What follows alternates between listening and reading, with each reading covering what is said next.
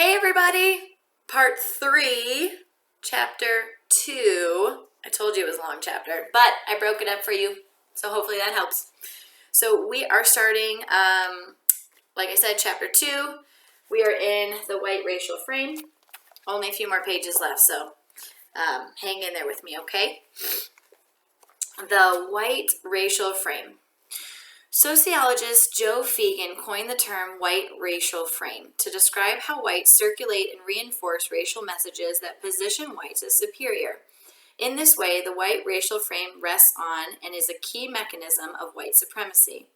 The frame is deep and extensive with thousands of stored bits. These bits are pieces of cultural information, images, stories, interpretations, omissions, silences that are passed along from one person and group to the next, and from one generation to the next.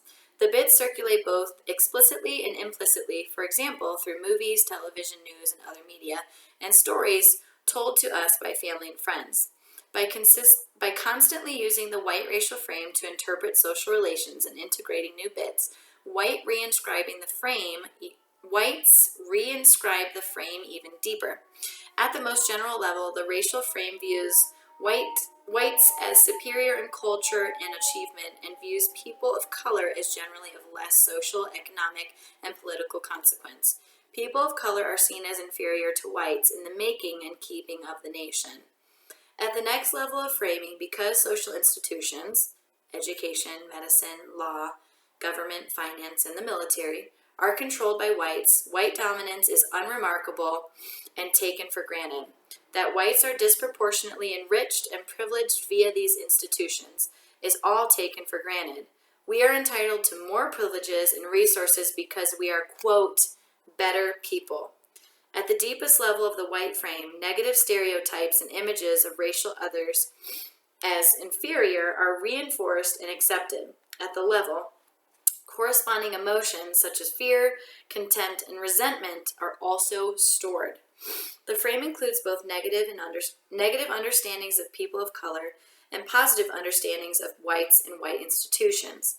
It is so internalized, so submerged, that it is never consciously considered or challenged by most whites.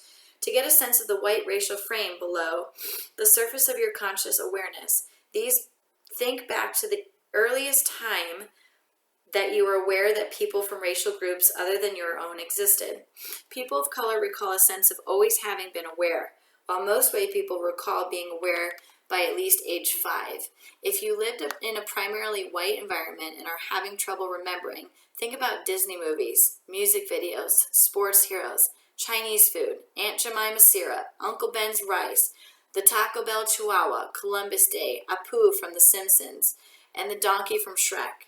Reflect on these representations and ask yourself, did your parents tell you that race didn't matter and that everyone was equal? Did they have many friends of color? If people of color did not live in your neighborhood, why didn't they? Where did they live? What images, sounds, and smells did you associate with these other neighborhoods? What kind of activities did you think went on there? Were you encouraged to visit these neighborhoods? Or were you discouraged from visiting these neighborhoods? What about schools? What made a school good? Who went to good schools? Who went to bad schools? If the schools in your area were racially segregated, as most of the schools in the United States are, why didn't you attend a school together? If this is because you lived in different neighborhoods, why did you live in different neighborhoods? Were their schools considered equal to, better than, or worse than yours? If there was busing in your town, in which direction did it go? Who was bused into whose schools? Why did the busing go in one direction and not the other? If you went to school together, did you all sit together in the cafeteria? If not, why not? Were the honors or advanced placement courses and the lower track classes equally racially integrated? If not, why not?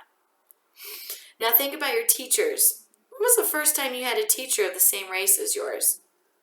Did you often have teachers the same race as your own?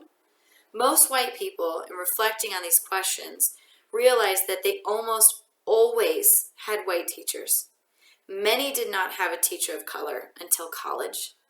Conversely, most people of color have rarely, if ever, had a teacher who reflected their own race? Why is it important to reflect on our teachers in our effort to uncover our racial socialization and the messages we receive from schools? As you answer these questions, also consider which races were geographically closer to you than others. If your school was perceived as racially diverse, which races were more represented? And how did the racial distribution affect the sense of value associated with the school? For example, if white and Asian heritage students were the primary racial groups in your school was likely to be seen as better than a school with more representation from Black and Latina students. What were you learning about the racial hierarchy and your place in it from geography? If you lived and went to a school in racial segregation as most people in the United States do, you had to make sense of the incongruity between the claim that everyone was equal and the lived reality of segregation. If you lived in an integrated neighborhood and or attended an integrated school, you had to make sense of the segregation in most of the society outside the school, especially in segments considered of higher value or quality. It is also highly likely that that there was still racial separation within the school. And for those of us who may have grown up in more integrated environments due to social class or changing neighborhood dynamics, it is unlikely that integration has been sustained in our current lives. Reflection on those questions provides an entry point into our deeper messages that we all absorb and that shape our behavior and responses below the conscious level. In the U.S., race is encoded in geography. I can name every neighborhood in my city and its racial makeup. I can also tell you if my neighborhood is coming up or down in terms of home equity, and this will be based primarily on how its racial demographics are changing.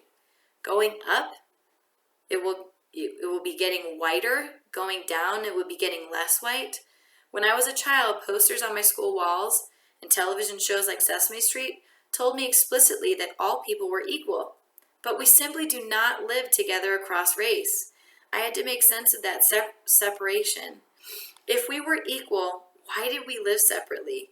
It must be normal and natural to live apart. Certainly, no adult in my life was complaining about the separation. And at a deeper level, it must be righteous that we live apart, since we are better people. How did I get that message that we were better people? Consider how we talk about white neighborhoods. Good, safe, sheltered, clean, desirable. By definition, other spaces, non-white, are bad, dangerous, crime-ridden, to be avoided. These neighborhoods are not positioned as sheltered and innocent. In these ways, the white racial frame is under construction. Predominantly white neighborhoods are not outside of race. They are teeming with race. Every moment we spend in those environments reinforces powerful aspects of the white racial frame, including a limited worldview, a reliance on deeply pragmatic depictions of people of color, comfort in desegregation with no sense that there might be value in knowing people of color, and internalized superiority. In turn, our capacity to engage constructively across racial lines becomes profoundly limited. To illustrate an early lesson in white racial framing, imagine that a white mother and her white child are in a grocery store. The child sees a black man and shouts out, "Mommy, that man's skin is black." Several people, including the black man, turn to look. How do you imagine the mother would respond? Most people would immediately put their finger to the mouth and say, "Shh." When white people are asked what the mother might be feeling, most agree she is likely to feel anxiety, tension, embarrassment. Indeed, many of us have had similar experiences wherein the message was clear. We should not talk openly about race. When I use this example with my students, sometimes a student will say that the mother's just teaching her child to be polite. In other words, naming the man's race would be impolite. But why? What is shameful about being black? So shameful that we should pretend that we don't notice? The mother's reaction would probably be the same if the man had a visible disability or was obese.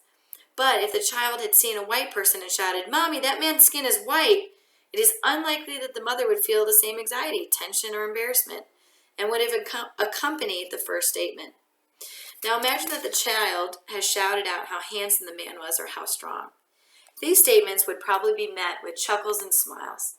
The child would not likely be shushed because we consider these statements compliments. The example of a child publicly calling out a black man's race and embarrassing the mother illustrates several aspects of white children's racial socialization. First, children learn that it is taboo to openly talk about race. Second, they learn that people should pretend not to notice undesirable aspects that define some people as less valuable than others. Quote, a large birthmark on someone's face, a person using a wheelchair. These lessons manifest themselves later in life when white adults drop their voices before naming the race of someone who isn't white, and especially so if the race being named is black, as if blackness were shameful or the word itself were impolite. If we add all the comments we make about people of color privately, when we are less careful, we may begin to recognize how white children are taught to navigate race. Whew, big chapter. Love that chapter. Hope you guys make it through.